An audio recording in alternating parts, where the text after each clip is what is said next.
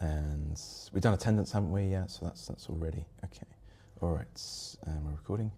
Good. Okay, all right, everybody. So as mentioned, we're going to be complementing what we did in NumPy, which was a traditional array. Remember, homogeneous data, so data of the same type, that's an index structure to the extreme. We're going to be contrasting that with a non-indexed structure now. So we have a looking at pure references, because even our list in Python did have a mix of both, didn't it? It had some indexes that we can make use of. We can get to certain points in the data structure, but a linked list traditionally doesn't have any indexes. So it's purely linked together by memory references. Okay, so that's what we're going to see. And we'll have a good contrast between this type of non-reference structure. We'll go back to looking at arrays again, so you can have a look at some of the other exercises that we did yesterday, and of course Python lists. We'll have a good look at those together. Okay, so let me tell you about linked lists. Well, as we've seen, our list and our NumPy array, even though they're different, we saw that yesterday, didn't we? So list and NumPy array both are indexed structures. NumPy being very strict on what types of data it stores. List a little bit more flexible. Advantages to each one, as we would have saw yesterday, but they're both index structures. As I mentioned, the linked list isn't. So how do you get to things?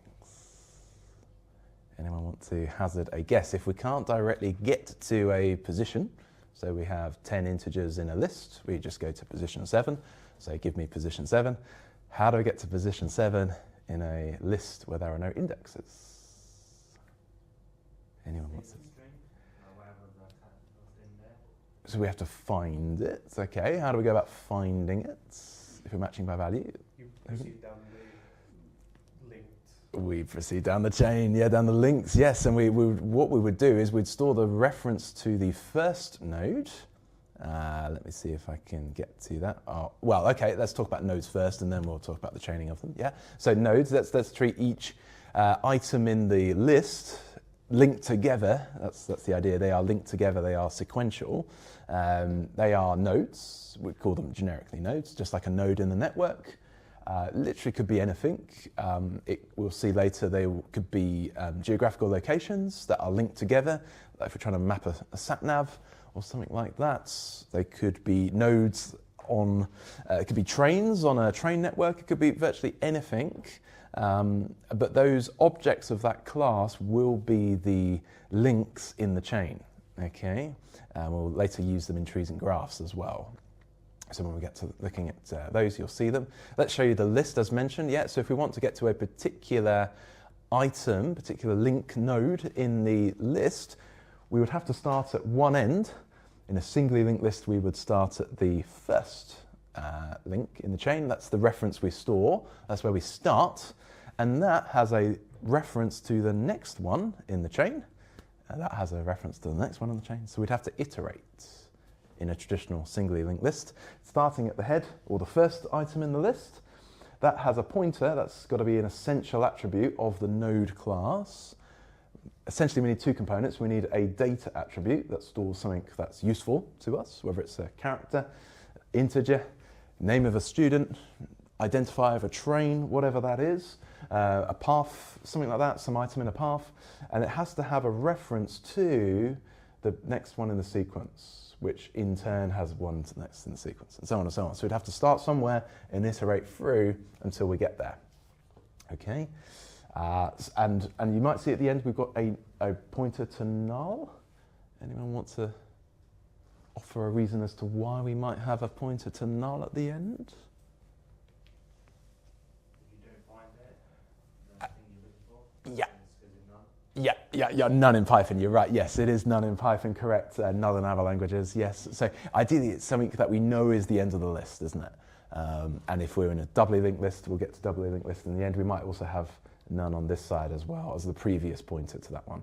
I'll get into previous and that. But yes, none is going to be helpful to know when we've reached the end of the list, okay? Just like you have an array capacity in a traditional array, once you reach the last node in that, you can assume you've searched the entire structure. So here, it'd be good practice. Probably we should initialize it. We should initialize the next pointer with none, just in case that is the end of the list.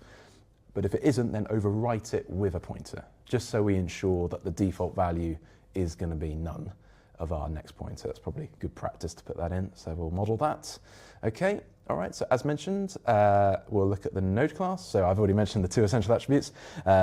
Here in these examples modeled as value rather than data, but think of it like data. And next, importantly, is going to hold the memory address of the next one in the sequence. Okay, so we're going to build this ourselves. There isn't an inbuilt linked list structure in Python. You might get it in other languages like Java. It's part of the collections class, a link to this class. It would have this functionality. In fact, ArrayList in Java is very similar. It's the amalgamation of those two things. Yes, but not in Python, so we're going to construct it. The advantage of this is you'll get to see how it's built. Okay, so you'll have to construct these classes. Probably what I'd recommend, if you're comfortable with Python files, maybe put the finalized script in a Python file, py.py, a node.py, and a linklist.py, just so that you don't have to have very long code cells. So that's steer you towards that. Okay, so we're going to construct it. So hopefully we're suitably warmed up now. We know what this function is, what this method is. Underscore init, otherwise known as the, thank you, Jalen, constructor. Yes, correct. Define it, defining a function, defining a method, sits in the class, constructor, dunder method, 2 underscores, double underscore, self.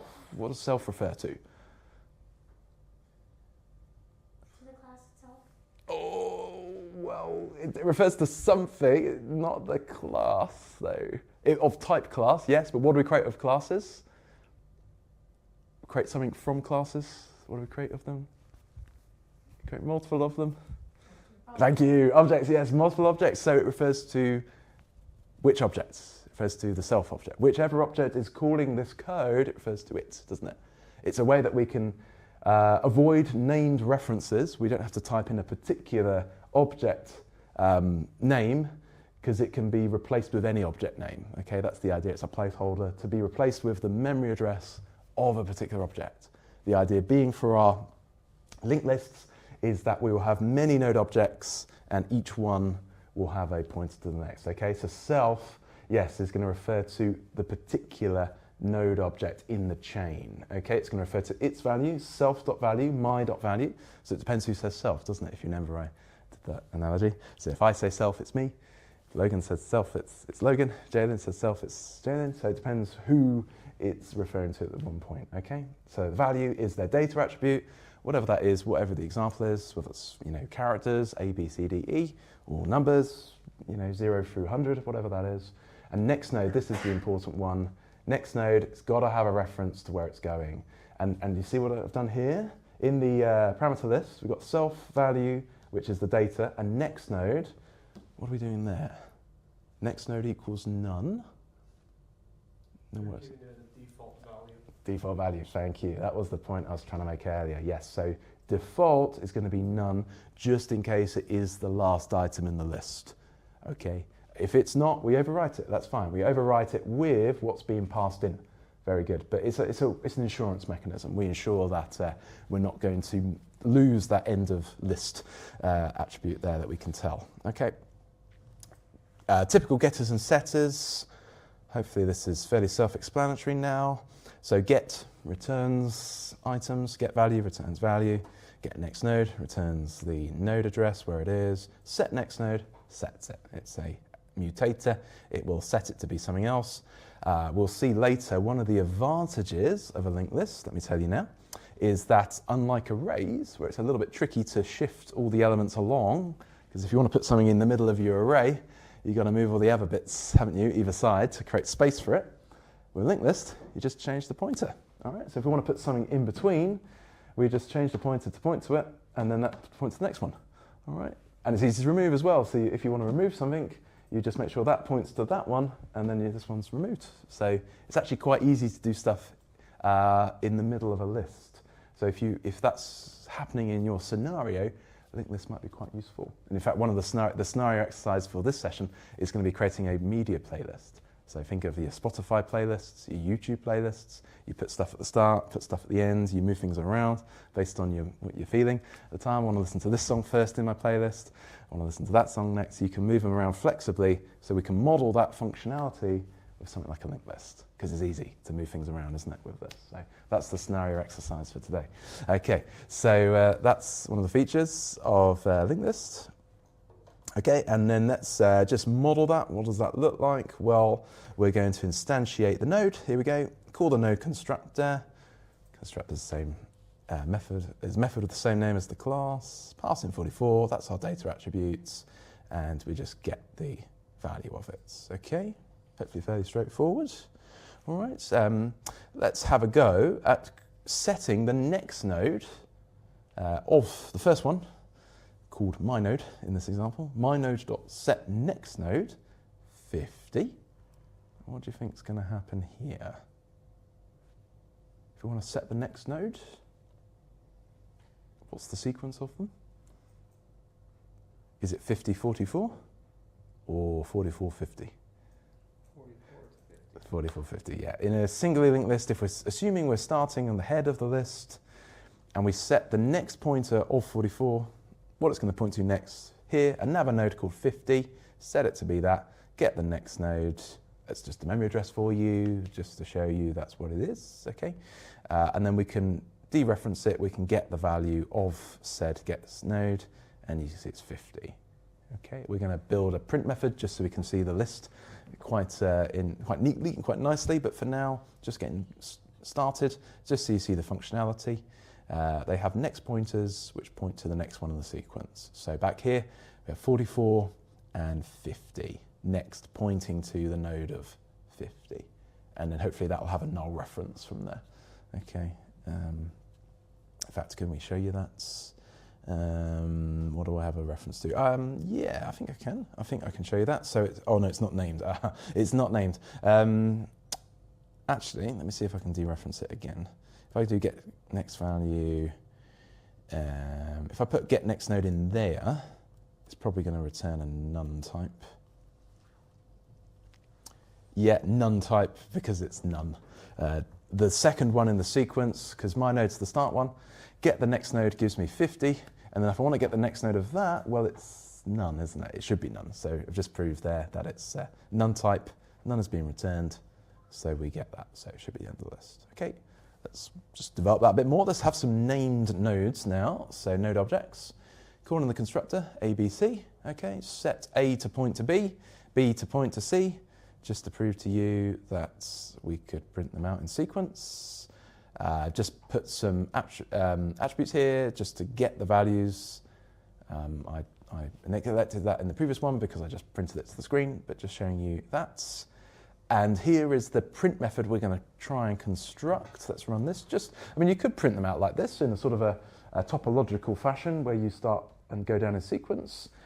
I just thought it might be a bit nicer to construct a linked list that looks a bit more like a linked list. So you can see that A points to B, points to C. So what we're going to do is we're going to build a for loop in our later examples so that we can put those arrows in, starting at the head of the list, iterate through the list, putting in the arrows so you know which way they're pointing. All right, so just showing you that's what we're going to build to. Okay, and I think that's our next section. So let's go to that. Yep, singly linked list, they point in one direction. Doubly, we'll see that we can have previous pointers, so they can actually go two ways.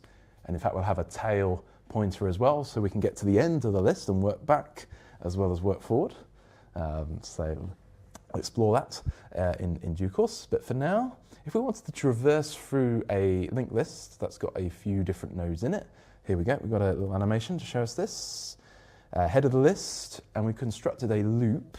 I'll zoom out a bit more so we can see that. Okay. Here we go. So traverse, that's a function. Temp is just like a current pointer, usually called current in a lot of examples. Set that first to be the head, which is this one, and then look at its next pointer. That's what's going to come next. But our check, what our condition is temp not equal to null? Whenever we said null or none in Python, is the last one in the list. So assuming we're not at the end of the list, look at the next pointer of where we currently are. First time we do it, it's going to be head. what's the next pointer? It's this one, so go to there. Check, is it null? No, it's not null, so look at the next one. Okay, we run in this bit. Okay, is that null? No, point to that one. That's null, we're at the end of the list. Okay, so that's just a very simple for loop to iterate through. Saves us doing it manually, using that not equal to none. So we're going to see that there. Okay, so let's build that now in here, just to construct it. Here printed out, I think, in different lines. So if I used my previous set of nodes, which I think I run, let me just check. I ran that. Yes, I think I did. So there should be initialized there. We've got node A as the head of the list. That's going to be a named attribute of our linked list class. We're getting to it. Set it to be current, or temp in the previous illustration, is current not equal to none. In other words, is it the end of the list? No, it's not the end of the list, therefore get the value of it. And then importantly, update current to point to the next node. That's going to be essential to iterate through the list, okay? Remember node, we've got no indices. We can't just go to position 7, position 5. We have to start sequentially, okay? So that's what we're doing here, all right? And all I've done in this next example is just format my prints differently. I've put an end clause in the print function, a Pythonic comma. I don't know if you've ever done this or not, but a little feature of Python. Might not have mentioned it in the first one, but we can actually have a different formatting. Because print automatically puts a new line at the end of it. To get round that, we'll put the end clause, which is the arrow, so that we can replicate the ability of the linked list. So that A points to B, points to C, which points to none. And that's just the thing that we got here, print none. I suppose you could, well, it should default, if we set it up to be the default, I know why I'd put that. It's because we get an error otherwise, because it tries to retrieve the value of the none type, and obviously that isn't any value. So that's why I just printed it manually, just to construct this print, okay? So it should be none, still the last next node reference, but just to have an elegant print method, I just stated it manually. Okay, so hopefully you're still with me on that. Let's have a look at insertion then. I think that's our next step, is to start looking at that. And we're going to start to build different insert methods, because remember what we said of our lists? I think you saw append in one of your list examples, didn't you? So append adds to which end of the list? The end, like an appendix added to the end of the list, prepend the start. Yeah, so we can have a prepend and an append method, and also an insert mid list. So obviously we need a criteria for the mid list, don't we? We need to work out where it's going to go. If we're going to put it somewhere in the middle of the list, have to have some sort of criteria for that. But that also manages the pointers. Find, so that could be sequential. Well, it have to be sequential actually, because we've got no other way to do it. Find by value, check the value of each of the nodes one by one. We've done the print method, and then remove, fairly similar to insertion. We've just got to make sure we don't lose the rest of the list. That's the main thing. If we delete the node before we change it, the one before it, to point to the rest of the list, we're going to lose it, aren't we? So just need to make sure we tie up the pointers correctly. Okay, so that's what we're building to. I think append and prepend are next very soon. What have I done here? I think that's still the same node class as what we had before. That's fairly similar. Oh yeah, and yes, here is where the prepend comes in, so we'll talk about that. So this is the linked list. You've seen the node class where we've managed the pointers ourselves, but it'd be better if we have a linked list class that manages it for us. So this linked list class, we're going to have to create an object of it to represent the list, and that has an attribute, remember self, so linked list objects head node. What is that? Well, that's what we decide it to be on the constructor. So pass that into the constructor. Okay, that's then set. And then if we want to prepend, remember prepend comes at the start, we have to put it before the existing head of the list, don't we? So how do we do that? Well, if that new node to be added before the head of the list, hopefully this is on camera, if this is the head of the list and this is the new one, so if we're going to put it in there, we've got to get the next pointer of this one to point to the old head, the previous head, haven't we? This is what's going on here. The new node set its next node pointer to be the existing head of the list. Okay, and then we update the new one to be the current head. So that enables us to keep adding to the head of the list. Okay, and let's test that. We can test that with our print method. I've put our nice little print method in our linked list class too. So let's put this to the test so you can see it. Okay, so here we go.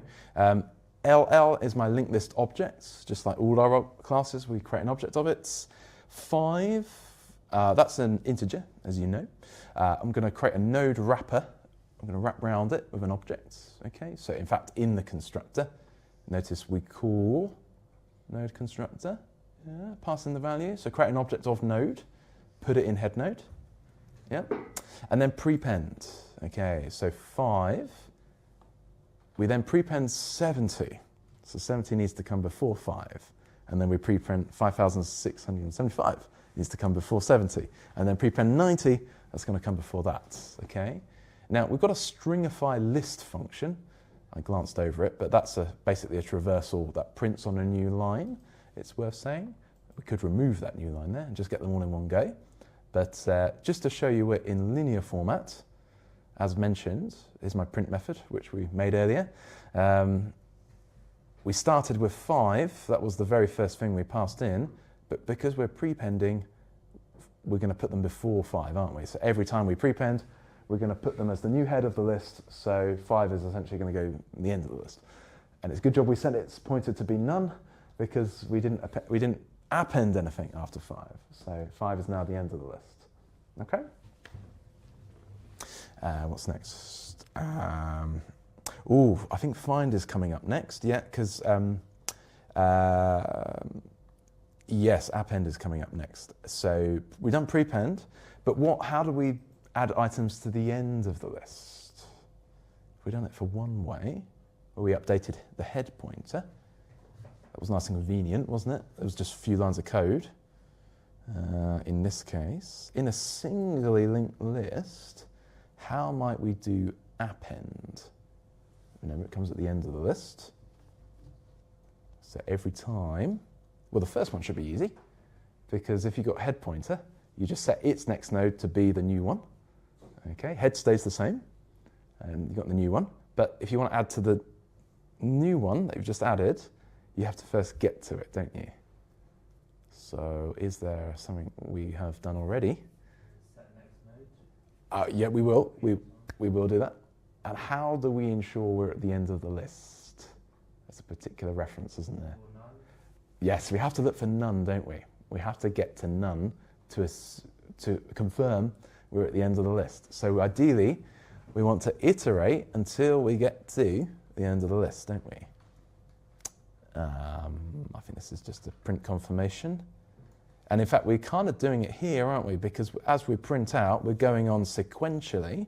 So we could probably reuse a bit of this loop, couldn't we? Whilst we are not none, whilst we are not at the end of the list, keep looking at the next one.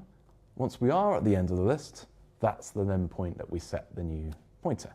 Okay, so let's see that. Here we go. Here's append. And you can see we've got that same logic. I've just gone the one ahead. So where in the previous example it was current equals none, I want to check the one before, so the one after, sorry, let me start again. I want to check the one that's coming next, rather than this current one, because I can't get to none and then crash the program. I want to look at the one that's coming up. Is the one coming up none? If so, great, we'll set that to be the new node. That's essentially what we're doing here, okay? Can I run this? Let's check, yeah. In our previous example, yes, I had node A, B, and C, and now I'm going to create a new node for D and attempt to append it. I think in this I was just printing out for checking purposes. I was at C, so I wanted to append it to be D. If I check the pointers, it should be D. And if we print it out again, yes, we should get A, B, C, D now, because I've looped to the end, I've looped to C, and I've set its next pointer to be D, and then with a none reference there. So I've updated at the end of the list here. So looking good. We've got append and we've got a prepend. It's just a singly linked list though. We're only managing one pointer going one way. That's a bit more straightforward than previous pointers, we'll see in a minute. But yes, we've done it. We've got append and we've got prepend. Very good. Okay, what about removing though? Remember I said what were some of the pitfalls of removing an item?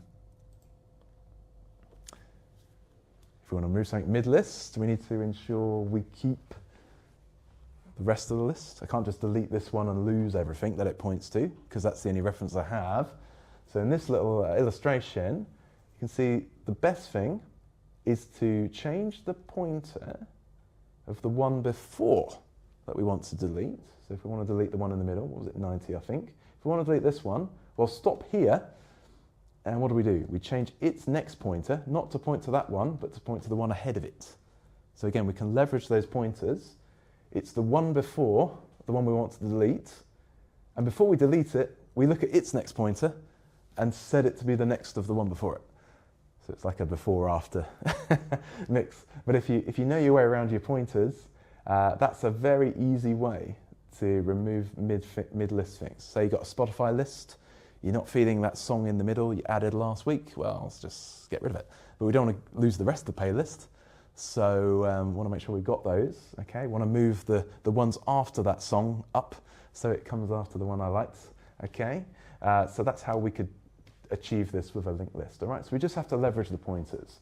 Stop before the one we want to delete and change this next pointer to be the one we want to delete's next pointer, which is that one, so we can then maintain the rest of the list. Okay, let's have a go. So let's add it to, we've got prepend and append now. Let's see if we can write remove. Here it is. Here's an algorithm I wrote earlier. A little bit more involved. We've got a few things going on. Get the head node. We start at the head, and we want to, I think first here, check whether the head is the one we want to remove.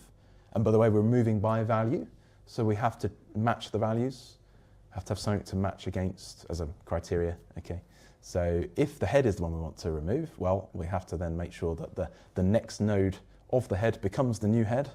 Okay, so we don't lose the rest of the list, but otherwise, loop through using that same logic until we get to the one in the list that we want to remove, okay, and set the one before it, which is current node, set its next node to be the next node's get node, okay, the one which we want to get rid of, okay, and then we could set that to be none to get rid of it, and the next node of the current node, the current node will then become the next node in that sequence, so that we don't lose the rest of the list. Okay, so there's a little bit going on, but let's put that to the test and see. Let's recreate our list. So this was the prepends, 90, 5, 6, 7, 5, 75. Let's see if we can remove 70. So we want to pause at 5, 6, 7, 5 and get it to point to 5, don't we? That's the summation of what we want to do here. Yeah, appears to do that. We've matched by 70. We stopped at the one before getting its value. Is the next node of the one ahead of us the one we want to remove? Yeah, if it is, look at its next node and get this current to point to it. Okay, so that's how we remove 70 and kept the rest of the list. Okay, check append as well. We can put something in and also remove something else. So I'm just doing a few checks here. So I got rid of 70, so it's now 90, 5, 6, 5, 5. And now I appended 100, add it to the end, print it out. And now let's remove 100, just to check I can get rid of it. Oh, I added it twice, sorry, because I reran it. Sorry about that. But yes, it did remove one instance of it. Let's remove it again. There we go, done. And I can also check. Let's try removing the head. Obviously, don't want to lose all of the list, so we need to make sure that first instance is true. Yes, that's good. And check prepend still works. Check we can still add to it. Yeah, so we can. Okay. So a lot of it's just management, just making sure you change the pointers appropriately, because it's all reference based. It all depends upon pointers. Okay. Let's look at insert mid list. It's going to follow a similar pattern.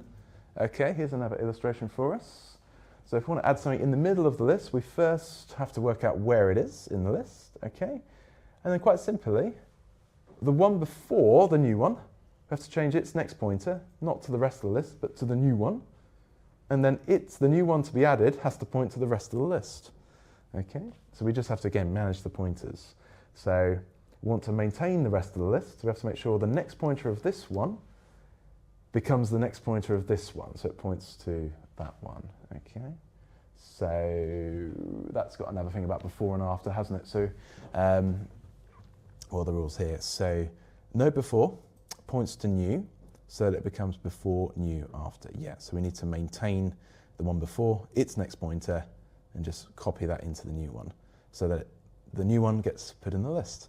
There are lots of different criteria for where you do this, obviously, but let's see if we can just illustrate some of this.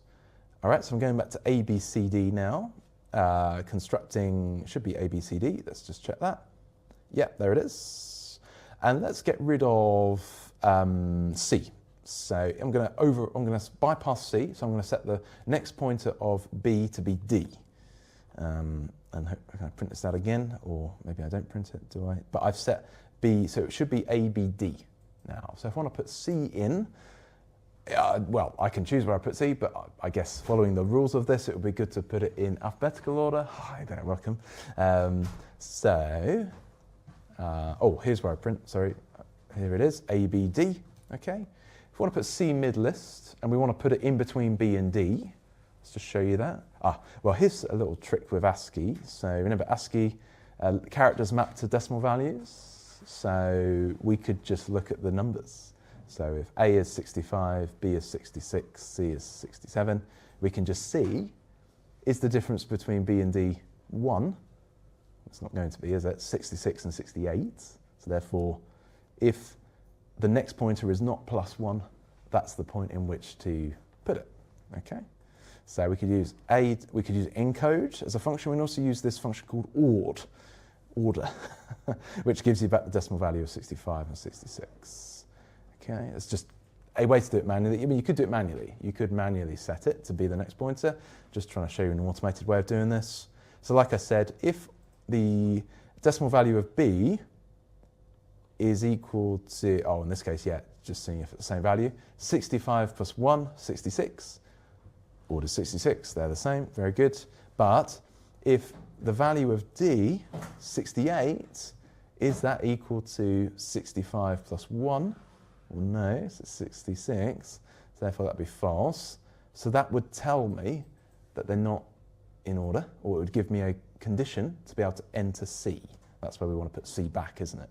So that's essentially what I'm doing here, is saying if the value, in order to put C in the right alphabetical order, if the order of the current next node is not equal to the current +1, it's not in alphabetical order, that's the place in which I want to set the next node to be. Put C back in there, essentially. Don't just put C anywhere, put it in alphabetical order. So there we go, we've done it. Put C back in there. All right. So this is where it gets a little bit more finicky. You've got to define the criteria for where you put things mid-list. You might provide, potentially to make it easy, if you say put it in position 7, you just have to iterate 7 places to get there. Here I've just showed you how to do it alphabetically, if you wanted to automate that. Some of the exercises might be sorting a linked list into alphabetical order, so that could be useful there. If you needed to do that, sort a list into order. We will look at many more sorting algorithms to come, okay? But this is just a way to do it for alphabet. And of course, if it's integer-based anyway, you can obviously check the values on a numerical basis, okay? Yeah, that's essentially the summary of what I've got here.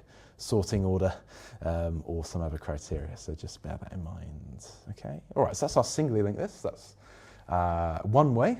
A doubly linked list, well, what is that? We are going to have previous pointers. So notice we can go both ways. With a single linked list, we go one way. We start at the head and go sequentially onwards until we get to null. Doubly linked list, we have a pointer to head, and we maintain a pointer to tail. We can actually go to the tail and work our way back if we needed to, because we've got previous pointers. We maintain all the next pointers going one way, okay, but we can also go back if we need to. Sounds good.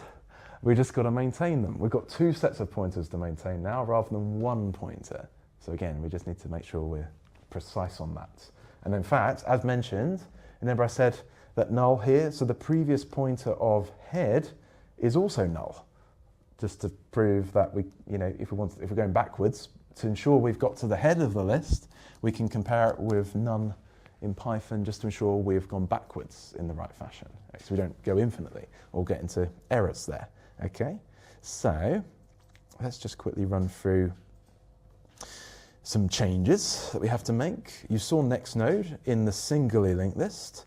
We're now going to add a previous node, prev node, set that to be none by default. Okay, so each node now has a next and a previous, so you can go either way of this, and we've just got some more setters and more getters. Get the next node, get the previous node, set the next node, set the previous node, you know it. Okay, basic stuff. All right, so we've got to recompile our node to be that. Okay, now append, add to the end, as we saw before. We've just got to manage 2 pointers now. So let's just look at this. Okay, well, the good news about append is we don't have to iterate now. Remember with our single linked list, we had to start at the head as our only reference and iterate until we get to none. But with a tail pointer, we can jump straight to the end of the list, can't we?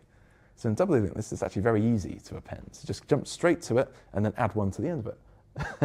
Nice and easy. So if we have a tail pointer, okay, current tail, look at that. If the next node is none, well, it's obviously at the end of the list. So therefore, make the next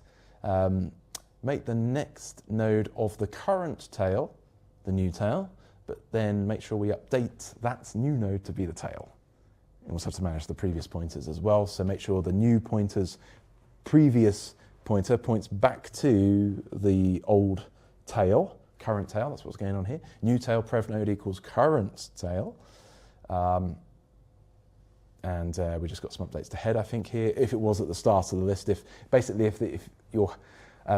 you've got one node in the list, it could be both the head and the tail. So it depends on which way you add as to which one the tail is going to be.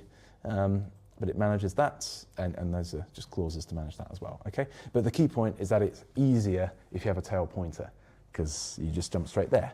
Constant access, not linear time. Okay. You just get to it in constant time. All right. So let's recompile. Let's have a new class. We could have a singly linked list class if you want to call it singly. I've left it as linked list, but let's create a new class for doubly linked list just so we can keep them separate. Okay, and let's put our append code in here. A lot of pointer management. That's really all that's going on here.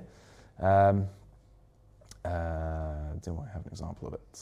Oh, maybe an example's coming up. Okay, I think the example's coming up, but let's show you prepend, reverse of append. So just put something before the head. Obviously, if you've only got one item in the list, that then has to become the new tail, and the new one becomes the new head. Right? And they've got to point to each other as well. So just remember that. Okay, that's essentially what's going on there. But then, if we're prepending away from the tail, we just need to make sure that those ones, point to become the new head essentially of prepend. So that's what we're going to do here. We're going to be updating head more than we are tail. Should only need to do the tail once for the very first node in the list. Okay, so that we can then go forward. Let's run these and have a look at some examples. Here we go. Okay, so with those two things now, append and prepend, and doubly linked list, let's add 5. That's our first node. Only one, okay, head node. It's the current head node. It should also be the current tail node as well. There we go. Yes, if we start them off, they're both head and tail in a linked list of one node. Not a very good list, but we'll soon add to it, don't worry. Append, so 10 is going to go where in append? Yep, it's going to be added to the end, so therefore update the next of head to point to the new one, and update the previous of the new one to point to current head. Yeah, that's what we're going to make sure we do. Very good. We're just getting values here to show that. Yeah, just to show that we do, in fact, get those two things. Head is 5 now, and tail is 10. So we updated tail to be the new one. Very good, because we appended it. Head is 5, tail is 10. Prepend. Ooh, where's prepend going to go? So we've got 5 and 10. If we want to put 0, it's going to go there, isn't it? So 0, 5, 10. So if we get prepending, well, we need to change the head. The new one needs to become the head. And we need to make sure the next points to the old head. And then we've got a previous pointer pointing to null as well, okay? So it's just pointer management. That's all we're doing here. If we've done it correctly, should get 0, 5, 10. Let's bring back our print method. It's only one way. That could be an exercise, just to give you a hint, to get it to print in reverse order. Okay, but let's print in sequential order. I've thrown it in at the bottom here. Let's go 0, 5, 10. So start with 0, append 5, append 10. Okay, and let me skip to the print method. I just want to, yes, there we go, print. So here is what we've got now. I've only included the next pointers, haven't got the previous pointers. Maybe you could have a go at that. I think that's one of the questions, one of the exercises. Can you start at the tail and print backwards in a linear fashion? I'll let you play around with the formatting for that, okay? But follow all the guidance I've given you for that, okay? But yes, that's useful, it's working functionally. That's good. Just some other tidying up bits. We might have a remove tail function in our doubly linked list. Again, just managing pointers. Just need to make sure that we get the previous one, the one before the tail, to point to null. And that next one, and that should be the main gist of it, actually. So we don't lose anything before the list. There's a clause here just in case the first node, the only node in the list is both head and tail. Just make sure you don't remove that. Okay, that's essentially the gist of it, I think. Can I demonstrate that to you? Let's see if I can. Down here, we got 0, 1, 0. So 0, 5, 10. If I attempt to remove the tail, I should be left with 0, 5. Very good. Didn't lose any of the list. Okay. And if we have the opposite for remove head, essentially look at the head of the list, make sure the one before it becomes the new head, and then maintains the rest of the list. So let's just look at that. Show you that. I'm slowly adding to my code, and you'll be able to take this code on and build on it, obviously. I won't ask you to write all this from scratch. Don't worry. You can use what's here. So if we remove the head of this list, 0 should be 5, 10, shouldn't it? Let's put that to the test. Yeah, 5, 10, there we go. All right, so should be fairly straightforward to move either side, head and tail of a doubly linked list. Just manage the pointers. Remove by value. So again, it depends on criteria. If we want to remove something in the middle of the list, we've got to manage previous and next pointers, haven't we? So like you saw with the next pointer, get it to point to the one overhead. The one after the one to be removed, the previous has got to point to the one before the one to remove. So it's just a case of managing those two things. Have I got a graphic on this? I did, did I not include it? I don't think I included it. That's a shame, because there was a nice illustration of that, actually, just to show you it. You saw the one, let me go back to our illustration of remove, mid-list, just so you see it visually. Sorry, a lot of code here. There we go, guys, we're finishing soon. There it is, yeah. Okay, so if we want to remove something mid-list, we've got previous pointers as well, so just make sure that the one after the one we want to remove points to the previous there, and the one after the one we want to remove has its next pointer to that one. So you just got to manage the reverse of those pointers there for it. I did have a nice graphic there. I'll see if I can put that in to the notebook for you. It doesn't appear to have made it into this edit, but I'll see if I can hunt it down and show you it. But yeah, essentially it's that. It's all pointer management. Because it's reference-based, remember, there's no indexes, there's no elements, there's no indices, so you can't just go to element 7. You've got to iterate to it. It's all reference-based, you just got to make sure you tie up those references, okay? Now, in this case, the remove by mid-list, I had to put a criteria into it. So just, first of all, find the node, and then update the pointers. It gets a little bit taxing with named references. That's why I've got a few comments here. In this example, it was straightforward because I could refer to the named references, tail node and head node, and just remove the middle one. It was easier to get access to those. run into a few problems with updating references, just location, where they're based. But in this example, it's quite straightforward. You might just have to modify the code and update the code for longer lists where you haven't got named references. You just got to make sure you get the right memory address to remove them. Okay, so let's just remove the middle one. Just to demonstrate this, I was just printing out before and after so you could tell. I tend to remove 5. I've done that, so we want to go 0 to 10. Previous from 10 has to point to 0. Next from 0 has to point to 10, cutting out the middle one. So that's what we get.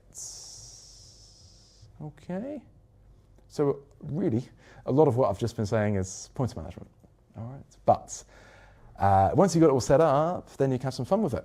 So that's your first exercise, is just to take the best of what I've given you, modify it, and get it all set up so you can create some lists and play around with adding to, removing from, and then have a go at some of the more interesting exercises like reversing lists, removing lists, sorting lists by criteria, and then like the scenario exercise at the end is the playlist as well. So that has a real life application. Your playlists for various media services will be built on that. So you can easily remove things in the middle of the list. You can easily add things, change the order of your playlist. Again, that's common, isn't it? You want to be able to change order easily, reorder your songs to suit your mood. So maybe shuffle the songs, so that changes the order of them as well, doesn't it? So easier to do in a linked list than it is an array. Okay? So I'll come into land there, guys. Any questions on that? Hopefully a lot of it fairly self-explanatory. Yeah? Okay. All right, guys, we'll conclude there then. Great. So let me minimize that. And